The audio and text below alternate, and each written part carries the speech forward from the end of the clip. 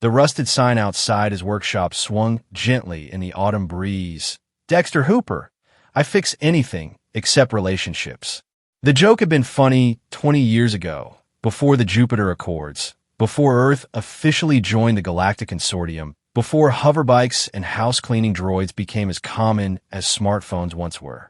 Now, in the mid-23rd century, the sign was just another relic that Dexter couldn't bring himself to replace. Much like the vintage chocolate wrappers he'd collected since childhood, now displayed in weathered frames along his workshop walls. Mars bars from 2036, Milky Ways from 2052, and his pride and joy, a perfectly preserved Kit Kat wrapper from 1995. Sentimental junk, his ex-wife had called it before leaving for the Ganymede colonies. But here in Millsville, a backwater town where technology adoption lagged decades behind the gleaming metropolises, Dexter's affection for the past made him fit right in. The afternoon sun was beginning its descent when the workshop door creaked open. Dexter barely glanced up from the household droid. He was recalibrating. "Be with you in a minute," he muttered, adjusting a microcircuit with practiced precision. When no response came, he finally looked up. The figure in the doorway wasn't human. Not even close. It stood around 5 feet tall, its form obscured by what appeared to be an exosuit, one that had seen far better days. Cables dangled from exposed sections, and the optical array where eyes should be sparked intermittently, emitting sharp crackling sounds and the distinct smell of burning silicon. "Holy!" Dexter jumped back, nearly dropping his precision tools. "You're, not from around here." The alien made no verbal response, but tilted its head slightly. Suddenly, Dexter felt a gentle pressure in his mind, like fingers carefully leafing through pages of a book. Asterisk help. Please, asterisk. The voice wasn't audible. It resonated directly in his thoughts.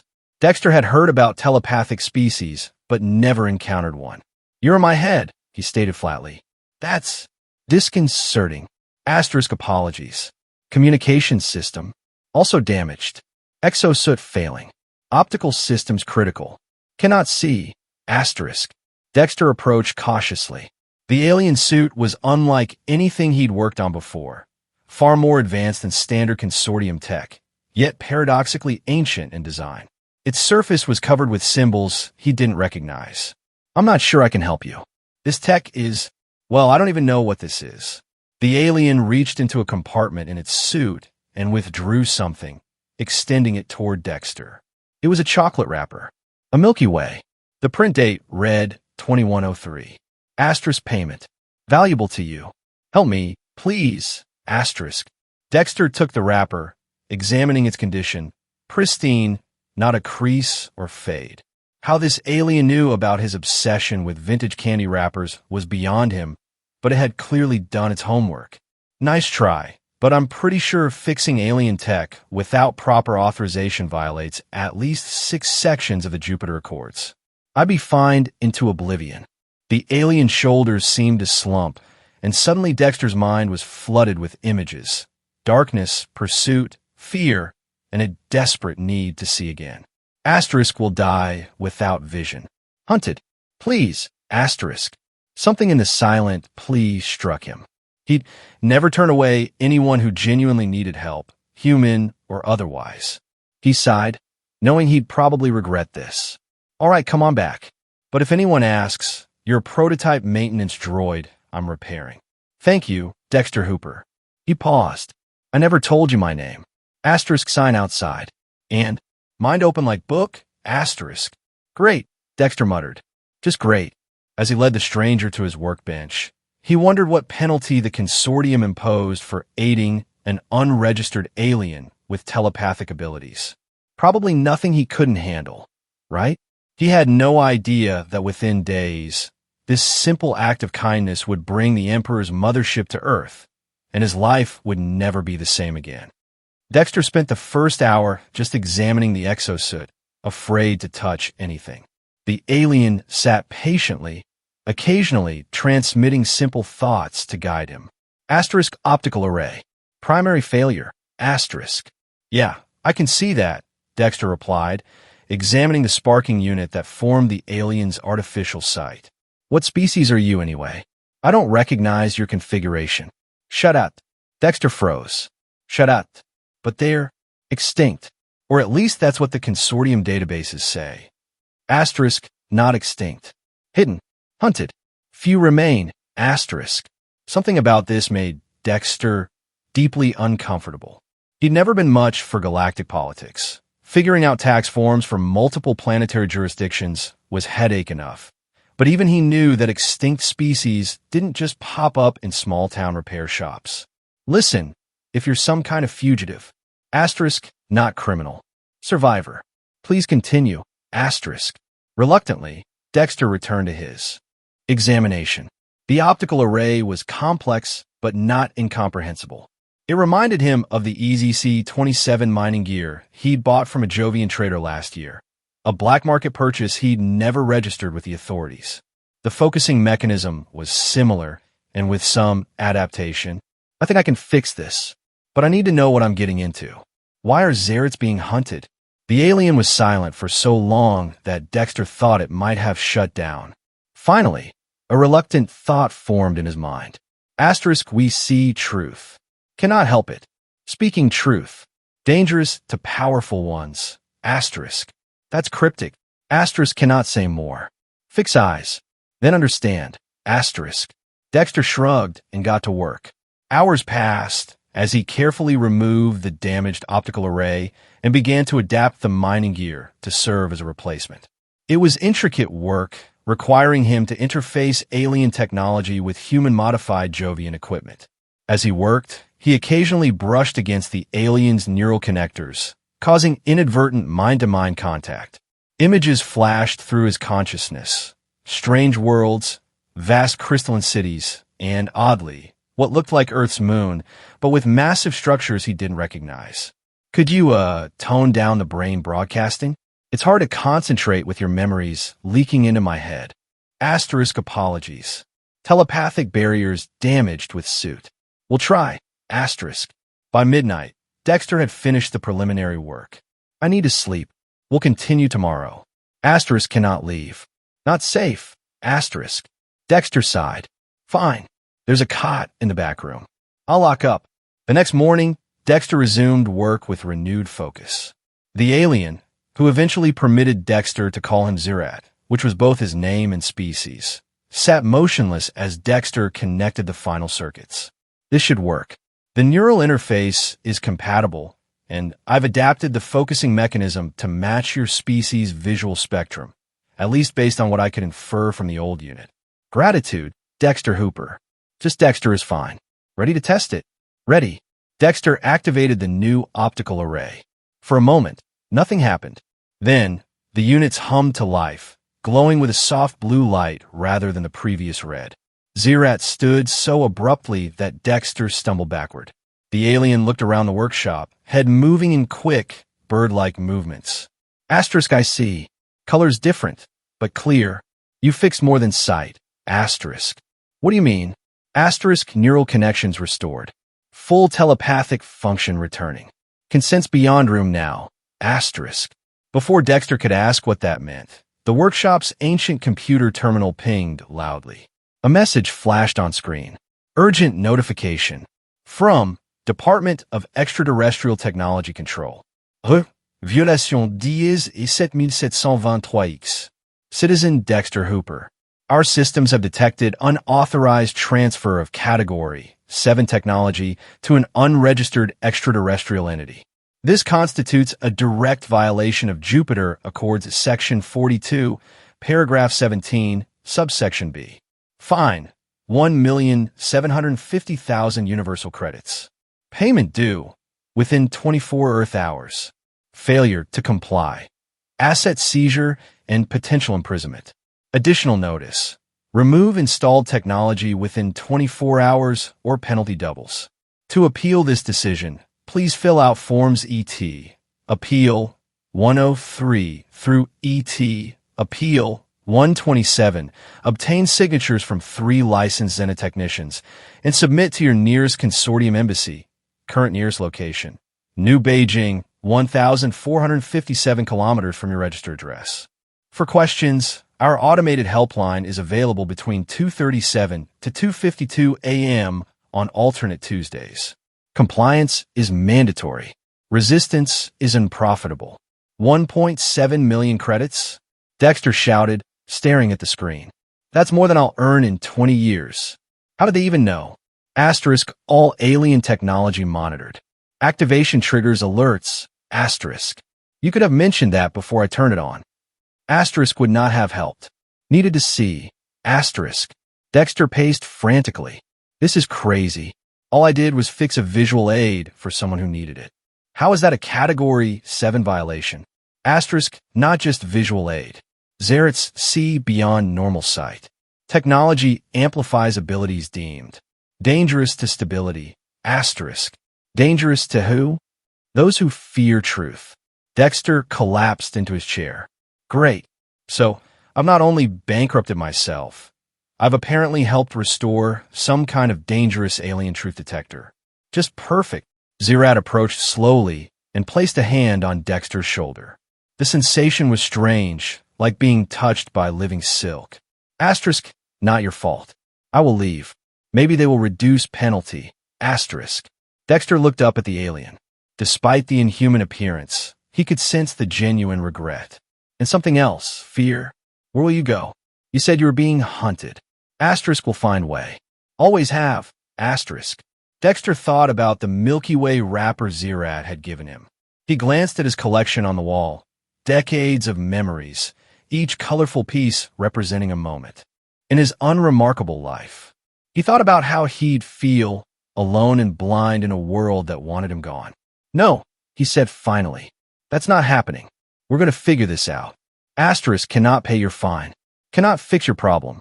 Asterisk. Maybe not. But I didn't spend all night fixing that exosuit just to send you out to die. Dexter stood up, determination replacing his panic. Besides, what's the worst that could happen? 3 days later, as the Emperor's mothership appeared in Earth's orbit and global panic ensued, Dexter would remember those words with bitter irony. The news broadcast couldn't be ignored. Every channel, every feed, all displaying the same impossible image. A vessel so vast it appeared like a second moon in Earth's sky. The Emperor's personal mothership, a sight most planets would never witness in a millennium, hanging ominously over Earth. This is somehow connected to you, isn't it? Dexter asked, not looking away from the screen.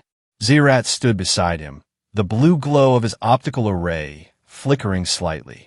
Asterisk, yes. Emperor hunts me personally. Asterisk. The Emperor? Of the entire galactic consortium?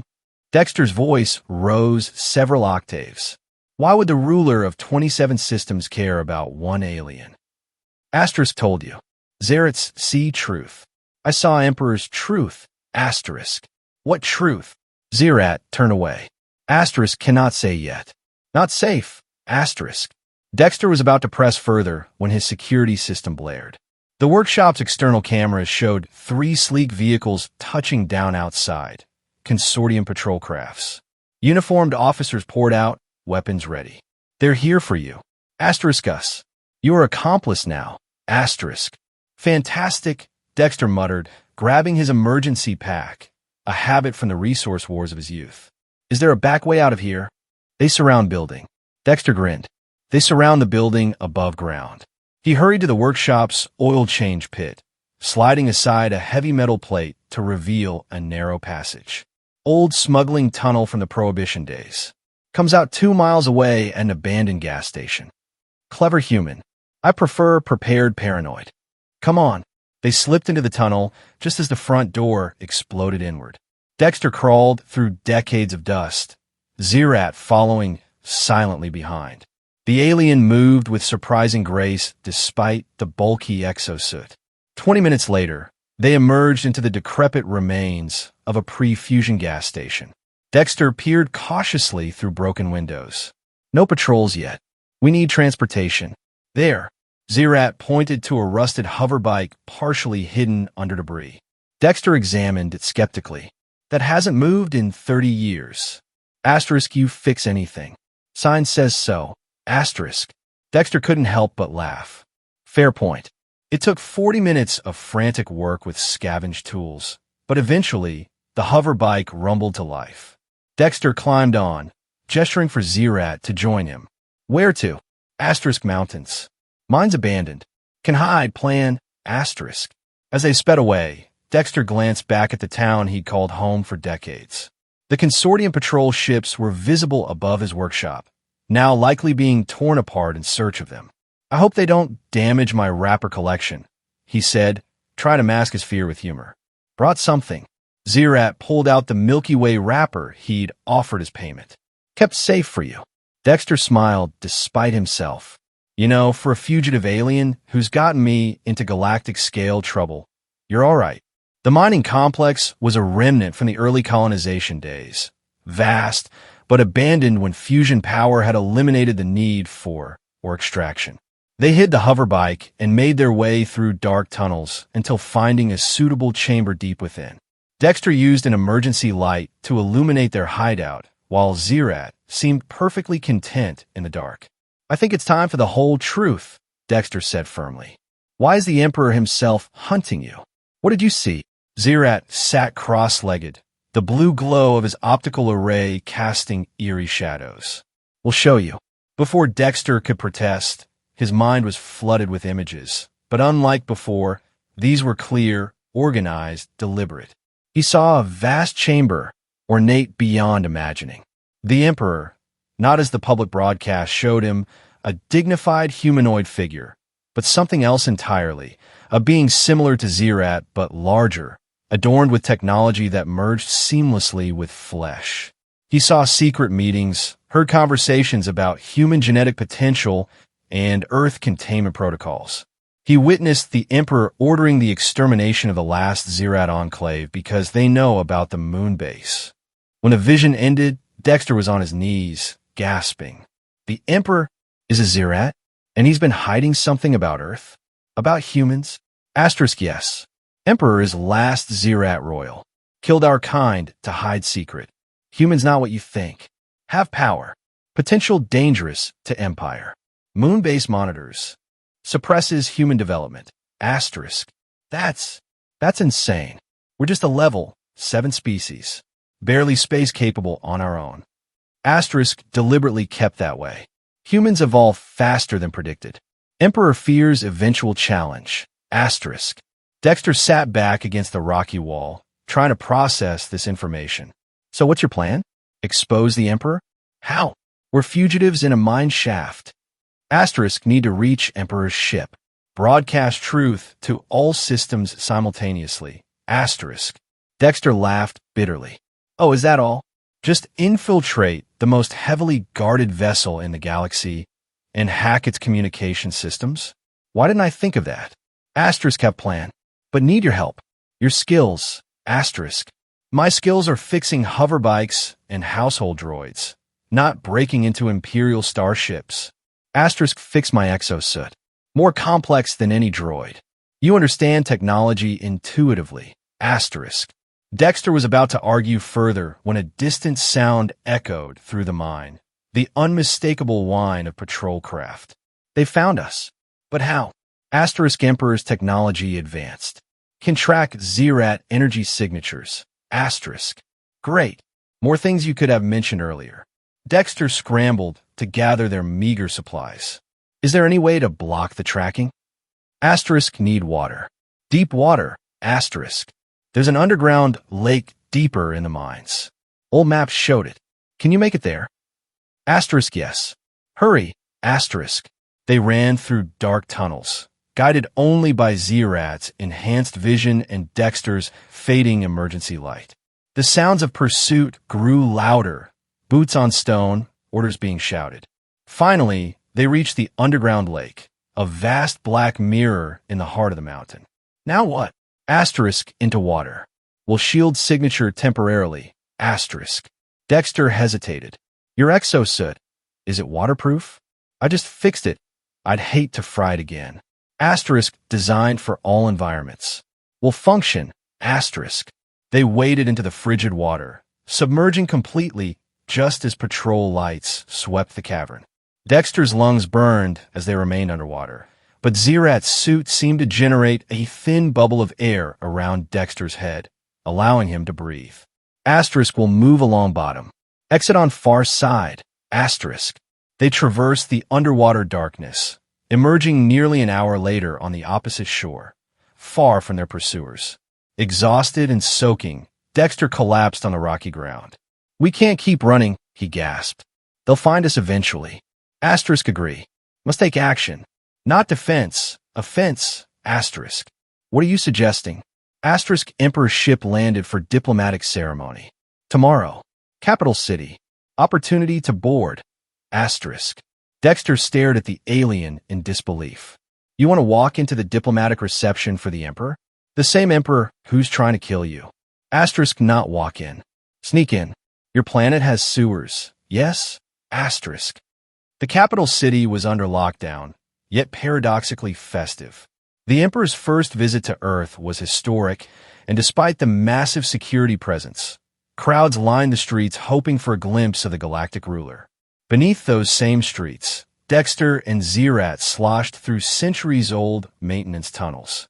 "I still think this is suicide," Dexter muttered, checking the crude map they'd downloaded from an unsecured terminal at an abandoned transit station. "Better than waiting for capture." Debatable. They reached an access point beneath the Grand Plaza where the Emperor's shuttle would land. Security would be impenetrable above ground, but the ancient infrastructure below had been overlooked, a common oversight on worlds where maintenance was considered beneath notice.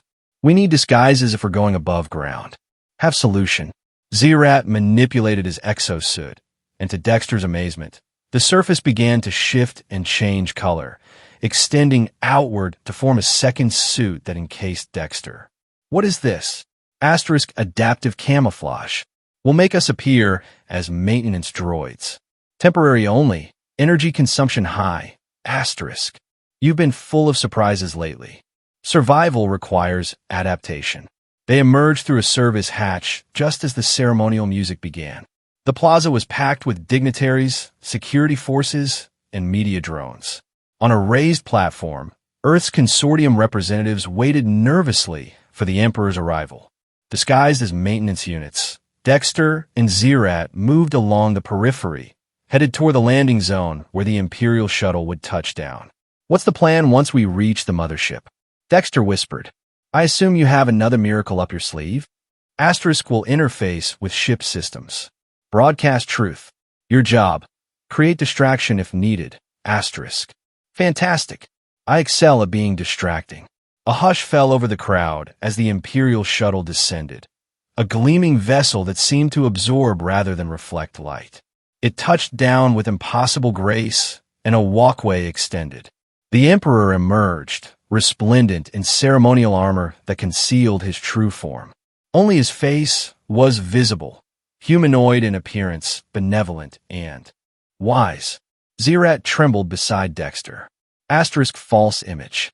Technology creates humanoid appearance." Asterisk. "Focus on the mission," Dexter urged, guiding them toward the shuttle while all attention remained on the Emperor. They reached the vessel during the height of the ceremonies.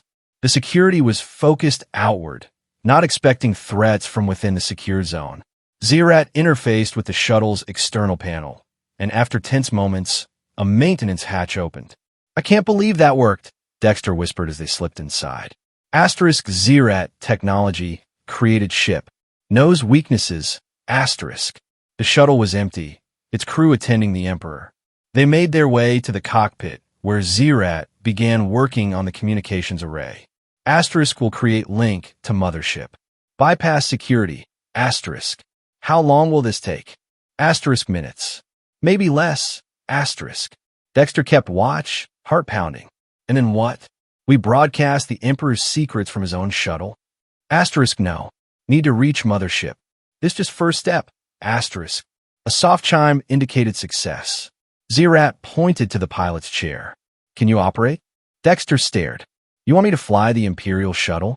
"I repair hover bikes." Asterisk. "Basic functions similar." "Will guide." Asterisk. Before Dexter could protest further, alarms blared outside. The ceremonial guards were returning, the Emperor among them. "We're out of time." Asterisk. "Sit." Place hands on controls. Asterisk. Dexter did as instructed. Immediately, he felt Zerat's consciousness merging with his, guiding his movements. His hands flew across the controls as if he'd trained for years. The shuttle hummed to life just as the external door opened. Guards shouted, weapons raised. Through the view screen, Dexter saw the Emperor freeze, his perfect humanoid mask slipping for just a moment to reveal something alien beneath. The shuttle rose violently, breaking protocol and security cordons. Defensive systems activated automatically, but Zerat's knowledge of their workings allowed them to bypass safeguards. They'll shoot us down, Dexter shouted as they accelerated upward. Asterisk no. Emperor on ground. Would not risk hitting him. Confusion buys time. Asterisk. They rocketed toward the mothership hanging in low orbit, pursued by security craft that seemed reluctant to fire directly upon the Imperial vessel. Dexter's hands, still guided by Zerat, navigated with impossible precision. What happens when we reach the mothership? They'll never let us dock. Asterisk already authorized. Shuttle recognized as Emperors. Automated systems will comply. Asterisk. True to Zerat's word, the massive mothership opened a docking bay as they approached. They landed roughly but intact, alarms blaring throughout the ship. Asterisk must hurry. Broadcast Center 3 levels up. Asterisk. They abandoned the shuttle, Zerat's camouflage technology once again concealing them as maintenance units. They ran through corridors designed for beings far different from either of them, passing confused crew members rushing to battle stations. They'll figure out we're not the Emperors soon. Asterisk already know. Buying time only. Asterisk. They reached a vast chamber filled with communication equipment. Zerat immediately began interfacing with the central console. Guards appeared at the entrances, weapons drawn. Whatever you're doing, do it faster. Dexter yelled, looking for cover. Asterisk almost. Need distraction now. Asterisk. Dexter looked around desperately, then spotted a panel labeled in alien script. Taking a chance, he smashed it with a piece of broken equipment. Instantly, emergency protocols activated, containment fields sealing sections of the room, momentarily confusing the guards. Zerat's exosuit glowed intensely as he connected fully with the ship's systems. Screens throughout the chamber flickered, then displayed the true image of the Emperor, not the benevolent humanoid face shown to the galaxy, but a Zerat, ancient and modified with technology far beyond anything publicly known. Asterisk broadcasting to all systems. Truth revealing. Asterisk. Before Dexter could respond, a commanding voice echoed through the chamber. Enough of this treachery. The Emperor himself stood at the main entrance, his humanoid disguise abandoned. He appeared as Zerat, but larger, his exosuit ornate and pulsing with power. You risk everything, last of my kind, the Emperor said, addressing Zerat directly. For what? These primitives who would destroy themselves without our guidance. Zerat stood straight, facing his ruler. Asterisk, they deserve truth, as did our people before you destroyed them. Asterisk. I preserved our legacy, the Emperor roared. What would you have me do? Allow humans to develop unchecked? Their potential could devastate the galaxy if not properly contained. Not your right to decide. The Emperor raised a hand, and Zerat fell to his knees, clearly in pain. I'm the Empire. I decide all things. Dexter watched in horror as Zerat struggled against the Emperor's power. Throughout the ship, the broadcast continued, the truth spreading to every corner of the consortium. The Emperors. History, the secret monitoring of Earth, the suppression of human development, the genocide of the Zerats, all exposed. Guards surrounded them, uncertain, some lowering their weapons as the revelations reached them as well. Stop this transmission, or I will end you myself, the Emperor threatened, advancing on Zerat. Cannot stop truth once released. The Emperor reached for Zerat's throat, but Dexter intervened, throwing himself between them. Enough. You've been exposed. It's over. The Emperor turned his fury on Dexter. Human, you understand nothing. Your kind must be contained. Your genetic structure holds capabilities that could destabilize everything we've built. What capabilities? Dexter demanded. Adaptation, creativity, resistance to control. Given time and proper evolution, humans could develop abilities to rival the Zerat, perhaps surpass us. We cannot allow it. Asterisk, so you kill my people. Built moon base to suppress human development. All for control. Asterisk. For stability, the Emperor insisted. For the greater good of all species. Dexter looked around at the guards, the crew members gathering in doorways, all watching the confrontation and the continuing broadcast. Doesn't look like they agree with your version of greater good. The Emperor seemed to notice the changing mood of his own forces. His confidence wavered. Asterisk, you rule through deception. Truth is your enemy. Always was. Asterisk. Guards, seize them, the Emperor commanded. No one moved. A high-ranking officer stepped forward. Your Eminence, the transmission has reached the High Council. They are requesting your immediate return to explain these allegations. The Emperor's rage was palpable. Requesting? I am the Emperor. Yes, Your Eminence. However, the evidence. The officer gestured to the screens still displaying the broadcast. For the first time, doubt crossed the Emperor's face. He looked at Zerat with pure hatred. This isn't over. The galaxy needs order, my order. Asterisk, galaxy needs truth. We'll find new order. Asterisk. The Emperor backed away, surrounded by his personal guard who now seemed to be escorting rather than protecting him. As they left, Zerat collapsed. Dexter rushed to his side. Are you all right? Asterisk, exosuit damaged. Emperor's attack powerful, but successful. Truth released. Asterisk. Around them, the mothership's crew seemed frozen in uncertainty. Their absolute ruler exposed as a deceiver, the galactic order suddenly in question. The same officer who had confronted the Emperor approached them cautiously. The High Council is requesting your presence as well, he said. Both of you. There are questions. Dexter helped Zerat to his feet. I bet there are. The proceedings lasted weeks.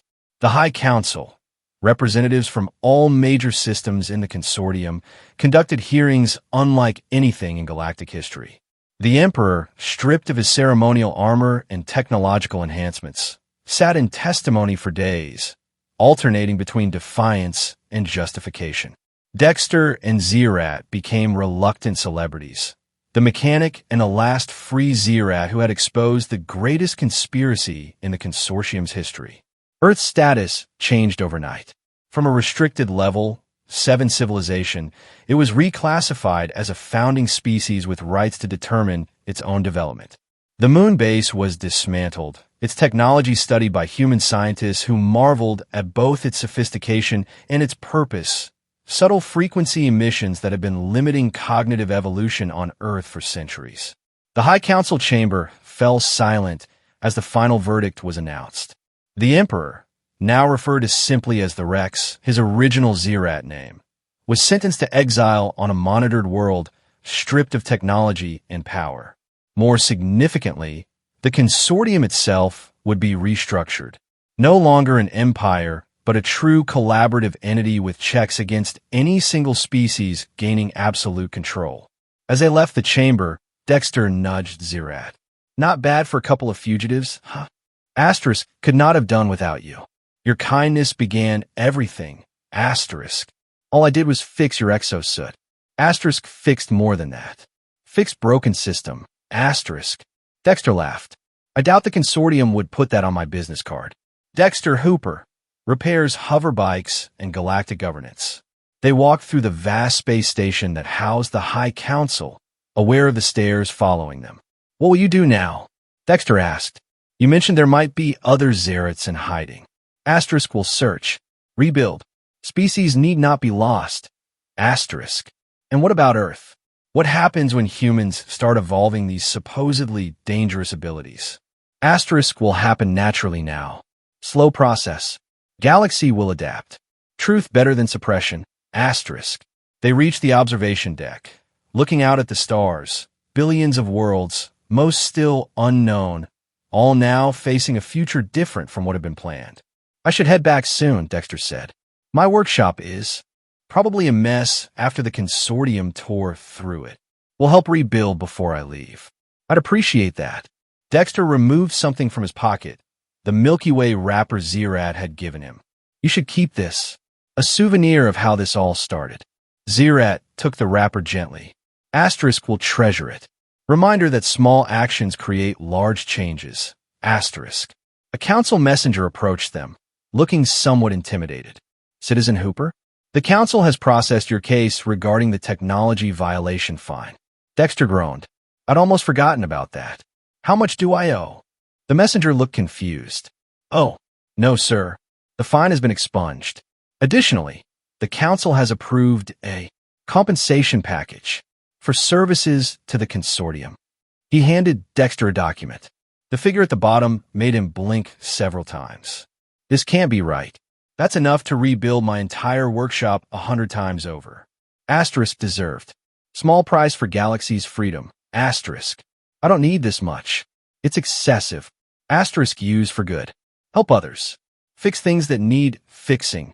Asterisk. Dexter considered this, then nodded slowly. I suppose there's a lot that needs fixing, isn't there? Asterisk always is. Everywhere. Small kindnesses matter. Asterisk.